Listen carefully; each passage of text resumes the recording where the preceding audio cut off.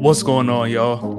Welcome to Help Students Win, the Teaching and Learning Podcast. My name is Jordan Davis, professional speaker, founder of JD Speaks LLC, and your favorite podcast host and favorite faculty member.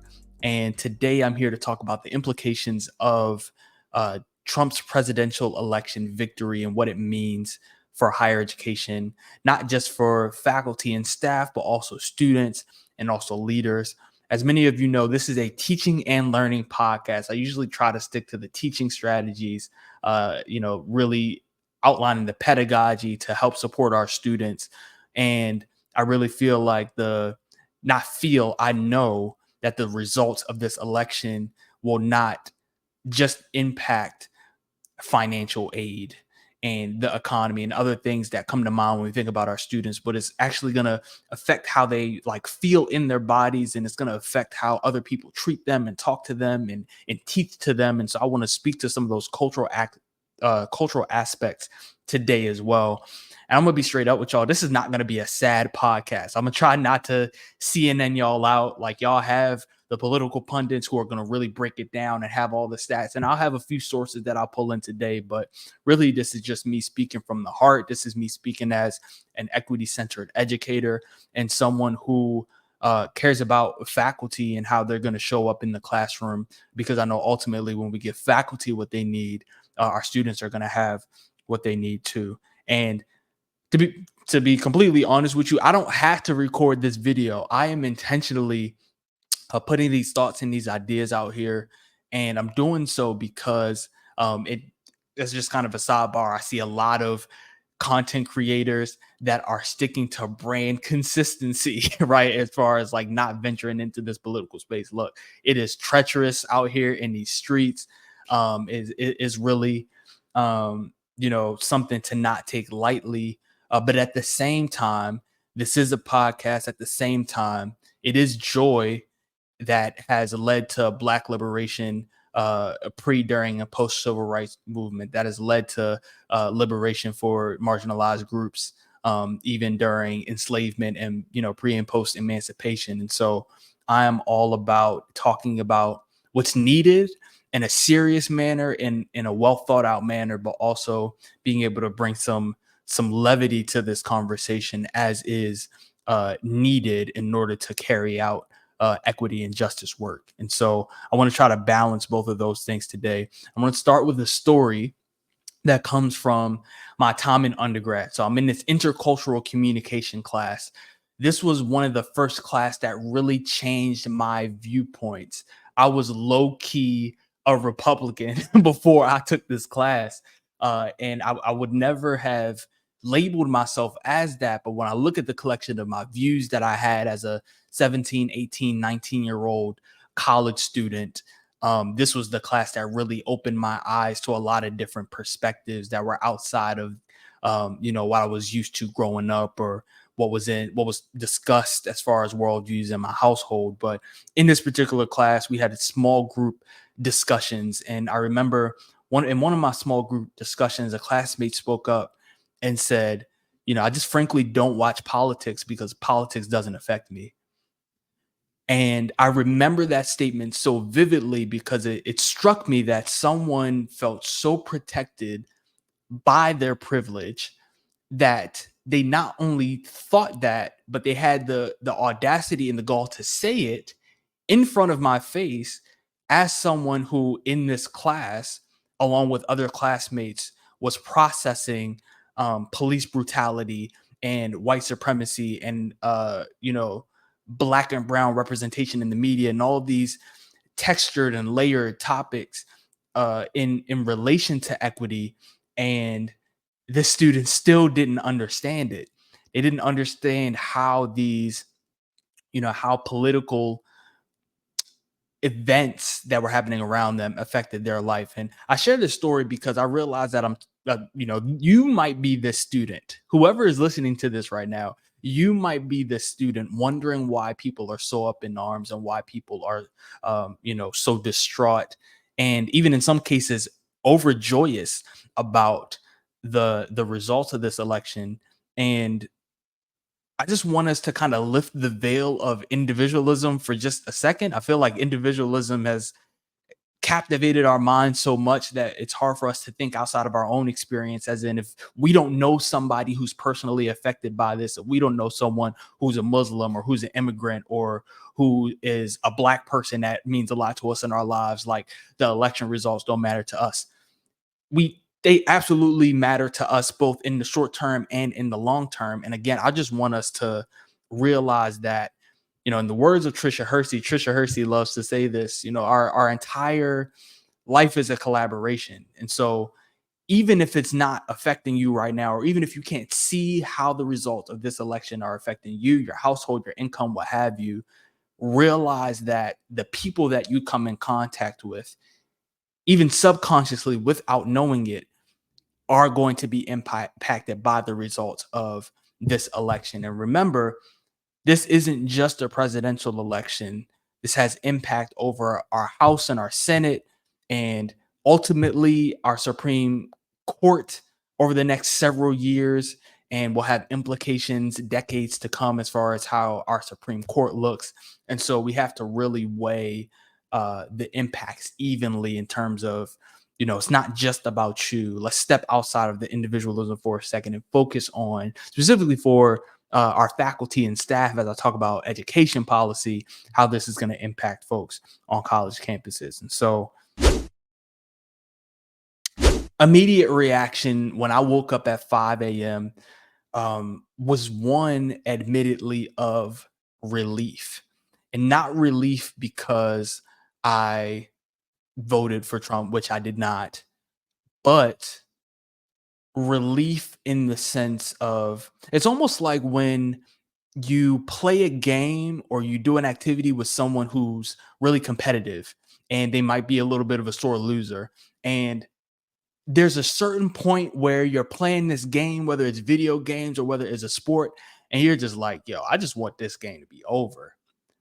Like the results of it doesn't even matter in comparison to like the aftermath of the results. And for me, this felt like a game that against a sore loser that was finally ending. And this sore loser could be a younger sibling. Often, in most cases, it could be a close friend of yours that you didn't realize was that competitive. But when I think about this election, I was relieved because it seems as though, a January 6th insurrection, a recounting of that story feels less possible now, which is a silver lining in this, right? Like the imminent threat of white nationalist terrorism within this country as a retaliation to a Kamala Harris victory, that is less of a threat now. And so that was like my immediate visceral reaction. But when I sat down, I realized that instead of having uh a 2 month battle, a 3 month battle over claims around election fraud, or having to recount the votes, or stopping the steal, or all the different things that probably would have been resurfaced had Vice President Kamala Harris secured this victory, we now are dealing with a 4-year battle. Right, and that battle starts today. Like the voice of former President Donald Trump is going to be amplified today. The camera is now 100% on this man today, and the hate that he spews and the language that he uses to talk about his policies, to talk about his views, are going to impact people and mobilize people to commit harm against those. And I'm not trying to fearmonger, right? But I'm trying to paint a picture of what this means before Trump even gets into office, let alone what policies he tries to implement once he gets there. And so this is a game. I painted the analogy to, again, competing against someone who's hyper competitive and you're glad that the game is over. Literally, this election cycle has been gamified in the sense of, organizations and websites popping up where you can literally bet on the election results as if you were betting on a game. Like some people are waking up, or at least woke up yesterday morning as you're hearing this, having secured their parlay, having won their parlay, right? Like as if we're talking about an NFL or NBA game. Not to mention that these politicians, when they get up to engage in a political debate, there's a there's a gamified element to that. For a lot of this election, it's never been about the policy. It's never been about how people are actually going to be impacted. It's about who can play the game of turning themselves into memes to circulate ideas, which in turn, to not make light of them, have led to, death threats against Haitians. For example, when we talk about the memes that circulated after Trump's participation in this most recent presidential debate, right? Like these things are not fictitious. This is actually, um, an election cycle that has turned into a game. And now we're shifting from the game of the election into another game. And this game is called a concept of a plan. Like now, this man who had literally, quote unquote, a concept of a plan is now being allowed back into office to implement, promises that his voter base is hoping that he keeps and implements. So this election, for anybody who's been paying attention over the past several weeks, this election has been won on three key issues. That will be abortion, that will be immigration, and that will be the economy. Therefore, higher education has not been a big, if at all, an agenda item for the Trump administration. The one thing that Trump has pointed to, and this is very much in connection to what's been proposed in Project 2025, which, to clarify, was not established by the Trump administration, but was instead created by the Heritage Foundation, a conservative think tank, to which Trump and JD Vance have at various points in this campaign have championed, have stolen and kind of paraded as their policy agenda. But in that, in let me try to regain where I was going with that. Oh yes, in Project 2025, the abolishment of the U.S. Department of Education is one of Trump's initiatives or plans that he has touted in this cycle. And what I realized in a little bit of the reading that I've done, some of this comes from the reporting work of Catherine Knott, who's a writer for Inside Higher Ed. But Republicans wanting to get rid of the Department of Education has long been a goal of that party. It was actually Trump who in 2016 proposed to merge the Department of Labor and the Department of Education to kind of limit the power of the Ed Department. But the elimination of the Department of Ed was proposed by the Heritage Foundation and has now been kind of taken up as taken up by Trump as a quick, radical, like right radical policy that Trump can stick on his bulletin board and say, look what I'm trying to do. This aligns with my anti-big government, support small government, support state government autonomy agenda. And I would say that it worked, especially in a time where public scrutiny of higher education is higher now than arguably it's ever been before. And so in the reporting that I've seen, it would be very hard for Trump to completely dismantle the Department of Education. A lot of writers are saying that we could potentially see a reshuffling of the department. It could be kind of situated within another existing department of the federal government, whether that be the Treasury Department or whether that be the Labor Department or what have you, which would definitely impact a lot of processes in terms of how students apply for financial aid, potentially the sources of that financial aid, and and looking at some of the data out there, it doesn't appear that the actual amount of Pell Grant that's available to students will change. I mean, that has pretty much stayed steady for the past 8 years, even during the Trump administration. It stayed steady throughout, and then through the Biden administration, those numbers were very similar in terms of the average amount of federal Pell Grant, that students received. But this reshuffling could really give a lot of uncertainty and pause in terms of where students are going to get their financial aid funding from and what that process is going to look like. And this also connects to obviously the student debt crisis that we are currently facing. And honestly, Pell Grant isn't going to go anywhere because the US Department of Ed is making their return on investment, right? Like, we have a student debt crisis, and in a lot of ways, that student debt crisis is, in a roundabout way, benefiting the federal government. Now, in the long term, there are several studies that show that we actually lose, trillions of dollars as a result of the student debt crisis, because people that start wanting to start families and buy homes, all those processes are delayed. People aren't going for the jobs that they really want to go for. People aren't able to start businesses. Um, you know, People that have degrees or who have partial completion of college, people aren't able to go back to college because of what they owe or what they're gonna owe.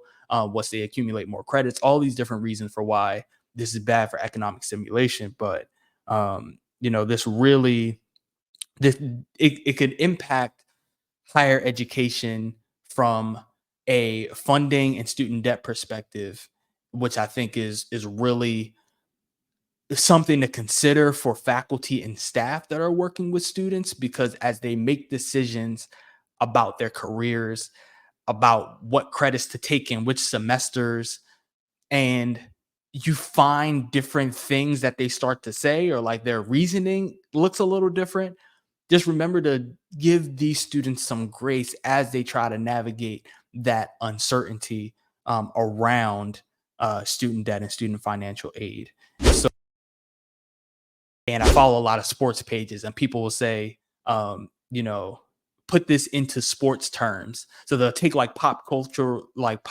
references, and they will, in the comment section, say, put this in sports terms, or like, they'll see big NBA news and they'll say, translate this to NFL news. And if I had to do this with the presidential election, I actually want to start with Bomani Jones, who is the host of The Right Time with Bomani Jones, compared this victory to a sweep. Basically, like, this was not nearly as close as the polls said it would be.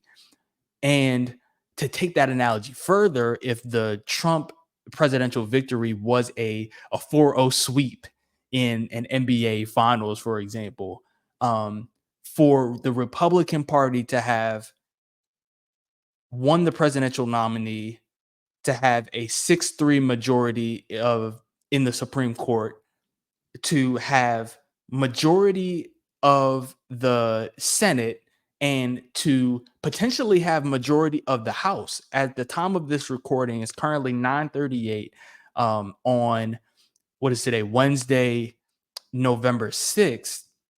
There are still 40 seats of the House that are up for grabs. And depending on how those seats go, we could either see, Democrats take control of the House, or we could see Republicans take control of the House. And for Republicans to have control over all four of those political entities, like, that would be like the equivalent of not just sweeping, but then also sweeping on your way to like a three-peat championship run, like winning the championship in like back-to-back years. Has been unprecedented in the NFL, for example, and would certainly be, unprecedented in recent political history, right? In terms of what this means for the Supreme Court, when you talk about some of the older Supreme Court justices that are on the bench, for example, Clarence Thomas, who many have speculated is close to retiring, especially now that Trump is in office, knowing that with a Republican president, if someone were to step down from the Supreme Court bench, they will likely be replaced by a Republican appointee, given the Senate and House vote on that particular member. So this has impacts on the Supreme Court in that, again, this can open up the door for a lot of just Republican control in terms of the legislation that is passed at the federal level. I mean, earlier this year we saw the overturn of affirmative action, which greatly impacted higher ed institutions in terms of their admissions processes, and also the scholarships and the grants that they were able to award students based on race consciousness. Taking race into consideration for those processes. And if we see the both the House and the Senate become Republican, it's going to be very easy for the Republican senators and House members to pass legislation that is then codified by the Constitution, that is then cemented by the Supreme Court and their ability to make decisions on a lot of these matters. And so I want to make sure that I'm in alignment with some of the topics that I wanted to touch on today. Yes, yes, yeah. So I've hit on all of those. Yes. And so when it comes to free speech, obviously that's going to impact a lot of how faculty show up in the classroom. I haven't even mentioned how um, Trump has threatened mass deportation of immigrants and what that means for students and their families and international students who are trying to immigrate to the US to start their educational programs. I haven't talked about how white nationalism and domestic terrorism reached highs during the Trump administration and what that means for Muslim students, Muslim faculty, Muslim staff, and Jewish campus community members as well. Right, this is not just impacting Muslim students too, in terms of Trump unabashedly, right, like unabashedly willing to fund the genocide that is happening in Gaza and in Lebanon, and what that is going to, the way that that's going to have an effect on our different campus communities. So there's that part of it.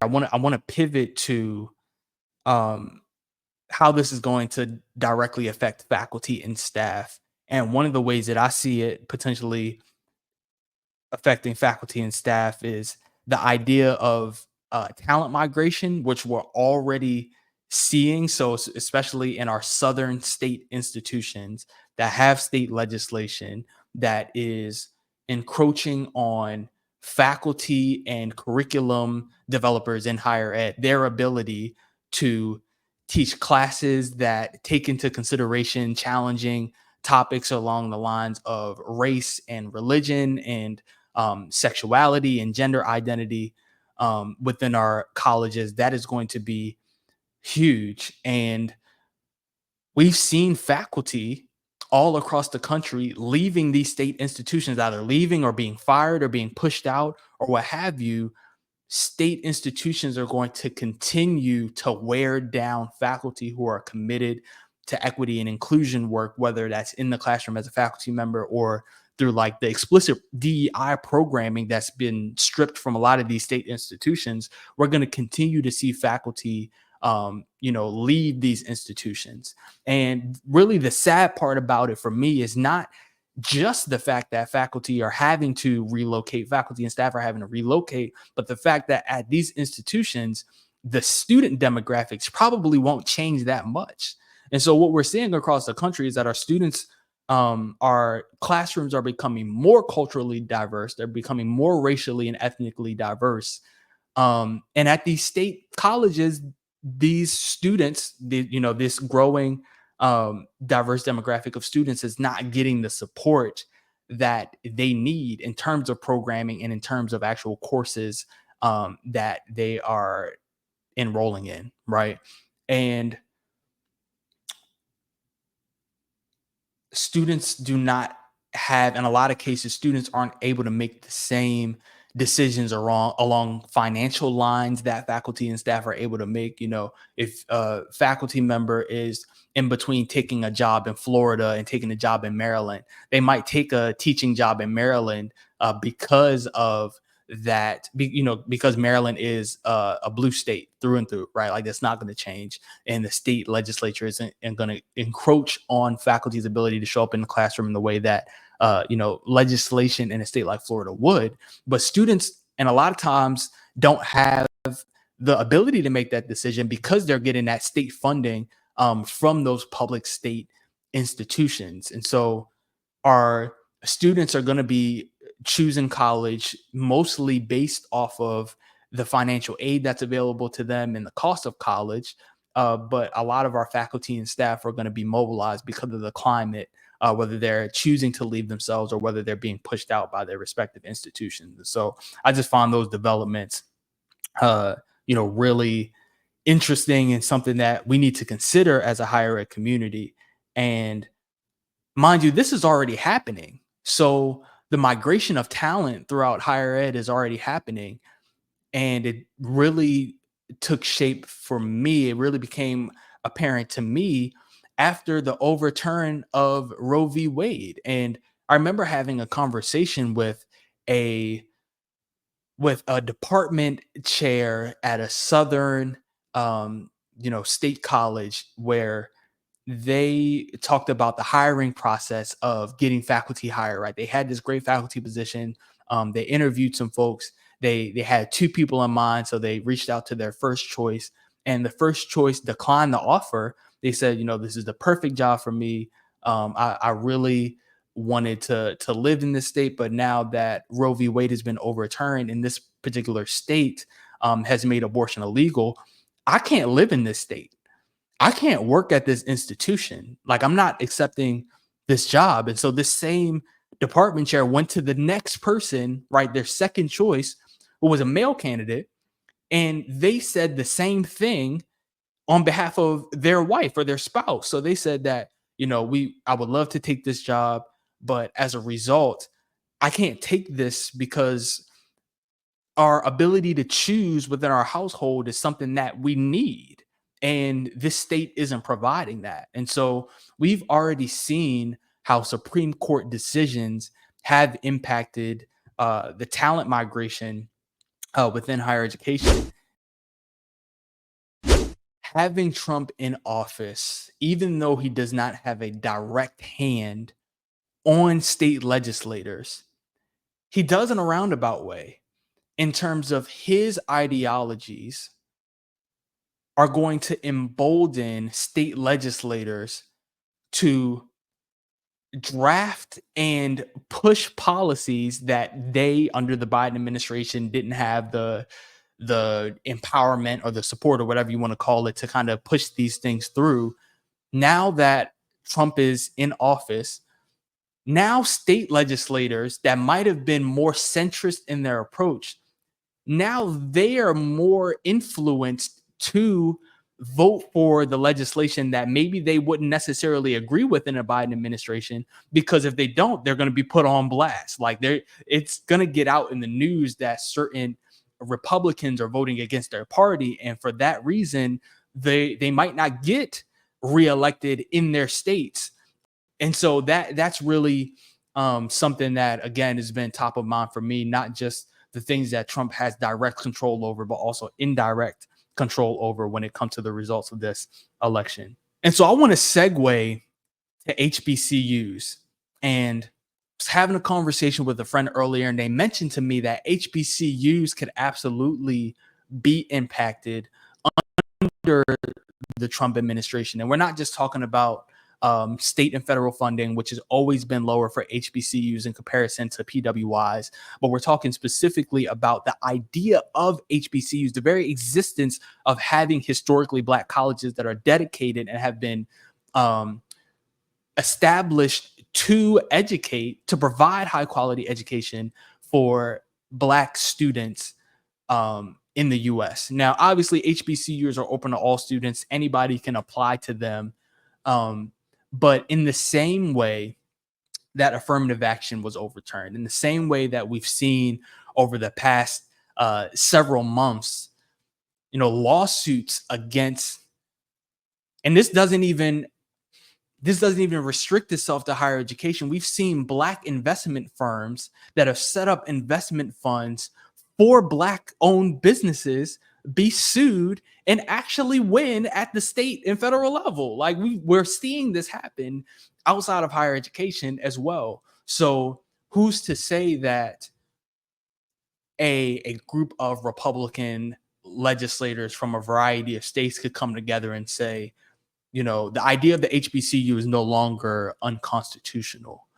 And that would really lead to a reckoning in higher education, as HBCUs are the top producer of Black graduates in the US, among a slew of cultural contributions that HBCUs have made, intellectual academic contributions that HBCUs have made. What this means for Black and Latinx staff who are working at HBCUs, who serve a lot of these state level institutions now, that are actually leaving those institutions and going to HBCUs because they've been designated by Title III, Section B of the Higher Education Act, as like these essentially safe places for Black education to ensue no matter what else is happening, right? And so who's to stop legislators from coming up with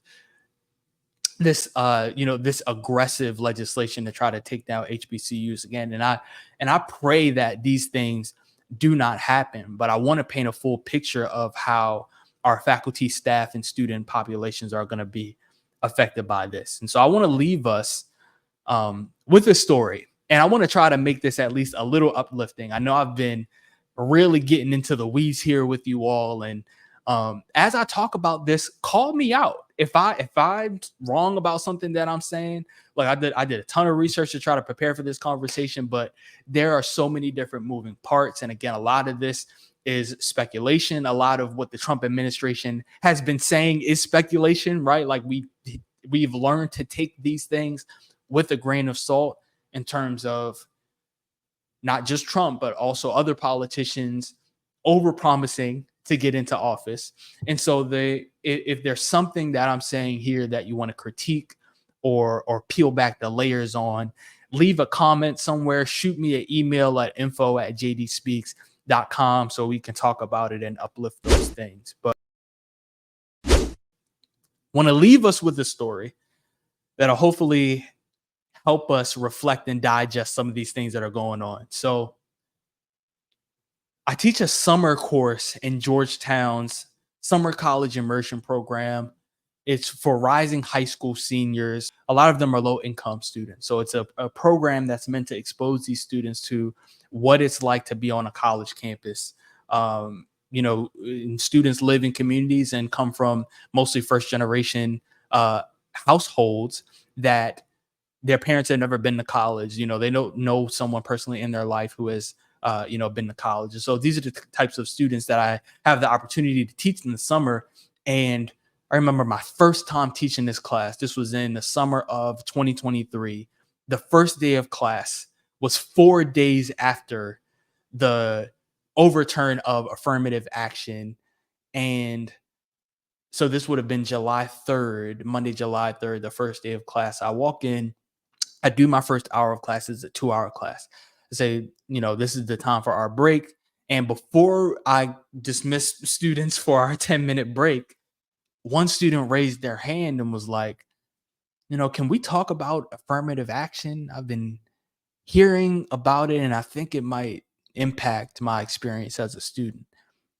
And almost as an instant knee-jerk reaction, I said, sure, let's get into it. Let's do it, without even thinking, not realizing what I had just gotten myself into, right? As someone who was 4 days removed from the decision, working in higher ed, I was trying to make sense of this too, right? For what it meant for students who are applying to Georgetown and for college students more generally. But sat down, I got all the desk chairs in a circle. It's about 15 of us. And I started by asking my students, what are you hearing about affirmative action, and where are you hearing this from? And to no surprise, a lot of students said TikTok.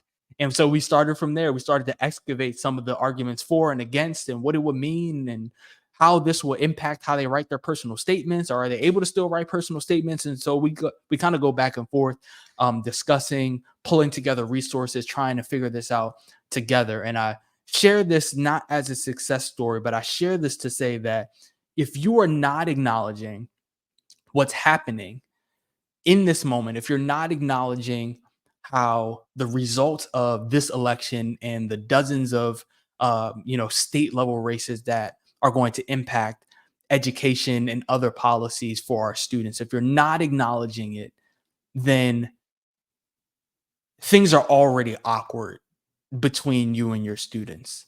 Like, this has become an expectation from our students for us to simply acknowledge that these things are top of mind for them, that they could serve as distractions, that they might need a little bit more grace, that they might actually appreciate the opportunity to just express what they might be feeling, whether it's in a small group discussion, whether it's in a personal writing assignment or reflection. Like, students are accustomed to having a space to discuss this in classrooms. And I would say that that probably wasn't the case 10 years ago, or it even wasn't the case when I was early in my undergraduate journey in 2017, 2018, 2019. This is a relatively newer expectation of our students, of all faculty, to raise this. And if you don't, then your students are looking at you differently. And so I have some advice for my educators. And maybe if you're listening to this, you've already had to face your students.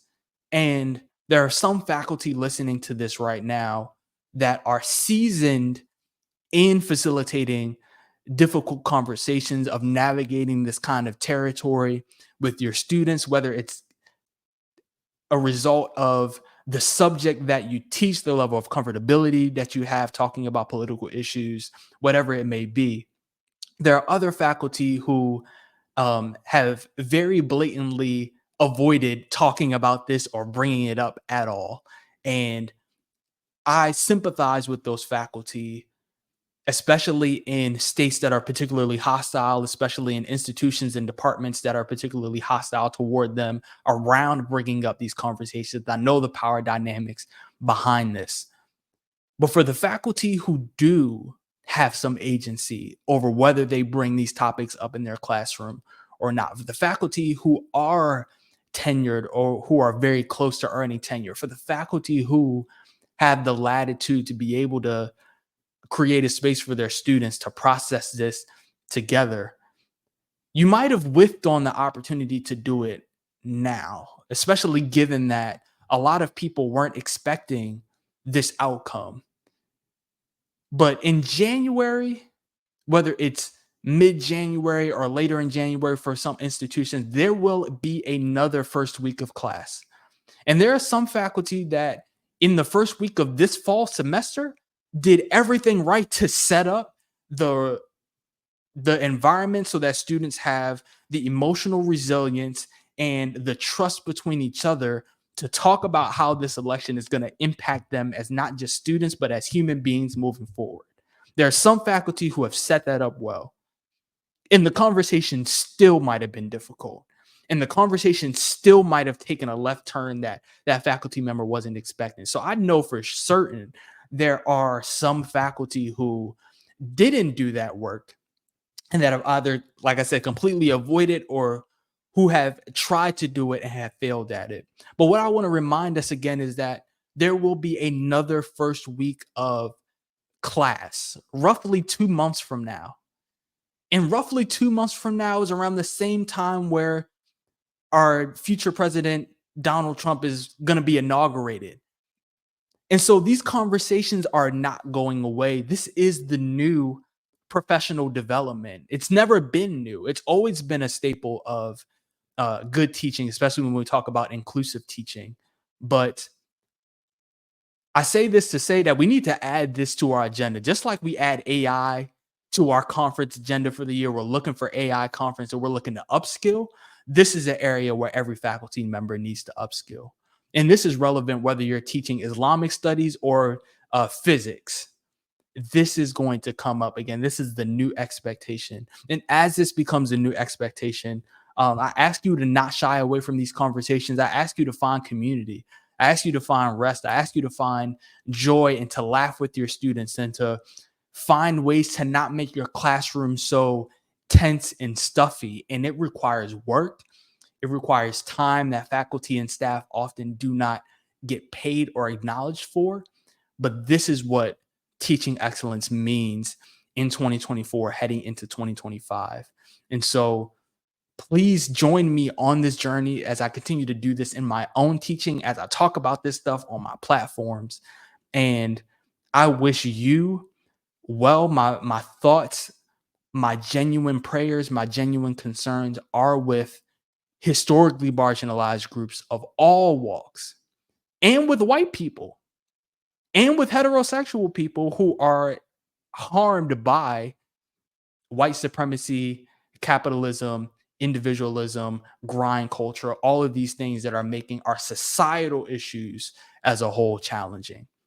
And so, with that, my name is Jordan Davis. If you aren't subscribed to this podcast and you are stuck at the end with me, you stuck it out with me, please subscribe, please rate this show and share it with a fellow faculty, staff, or institutional leader that you know. Again, my name is Jordan. It's a pleasure serving you all, and I'll talk to you all on the next episode.